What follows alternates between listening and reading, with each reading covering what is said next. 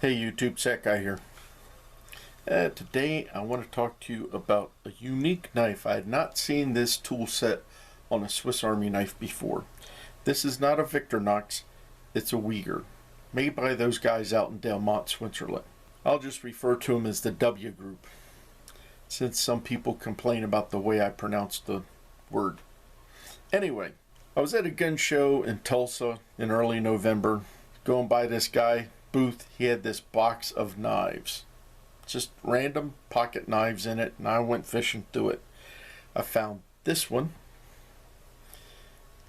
and this one. It's a Rambler. I mainly got it for parts because I've got a couple other Ramblers. It's kind of dinged up and everything, but I only paid $6 for both knives. Now this is a basic 66. The specs on it are 85 millimeters, which is 3.25 inches. Opened, it is 145 millimeters, which is 5.7 inches. The blade is 65 millimeters, comes out to 2.56 inches. The width is 12 millimeters, approximately half an inch. Weighs in at 50 grams, which is 1.75 ounces. Like I said, picked it up at a gun show. It's kind of in rough shape. There's the tang stamp, and then nothing on the back. Got a master blade,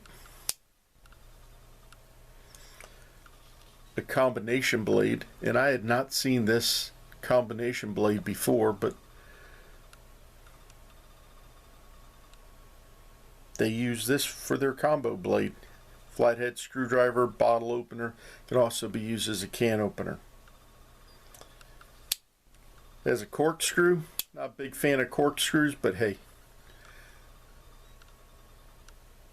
I thought the other three blades on it were kind of cool. I overlooked that.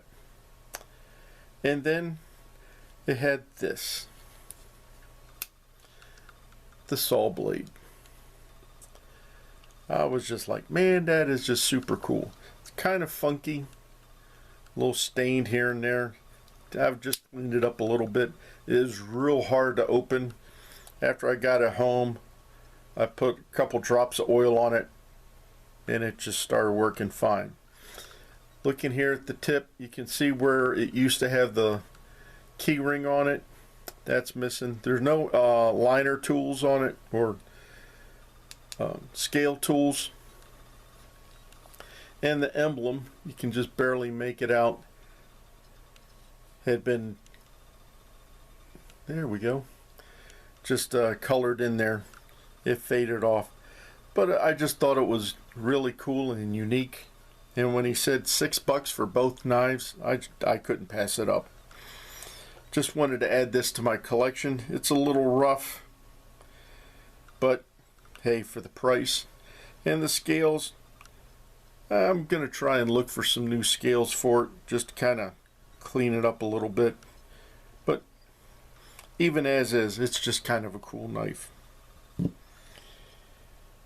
I have played around with it, used the saw just to see how it was. Sucker's just really sharp, goes right through a tree limb like you wouldn't believe.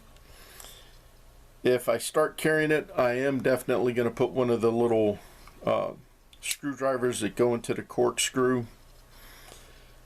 1, 2, 3, 4. Yeah, it's a 4-turn corkscrew. But like I said, I'll put one of those little screwdrivers on there just to make it a little bit more useful. I have played around with this combo tool. It's pretty handy. It's not a great can opener, but if you don't have anything else, it'll work. And as a screwdriver, it works pretty good. And again, it's one of those things where you push it in and it locks, which is kind of cool. You don't have to worry about your fingers getting pinched when that folds up. As I showed before, the tang stamp. Get in there. Just kind of cool. Well, handy little knife. Cool little knife. Thought I'd share it with you. Hope you enjoyed this little review of the Basic 66. I did not know they made these. When I found it, I said cool. Then when I found out the name of it, I said even cooler. I don't know, something about it being Basic 66.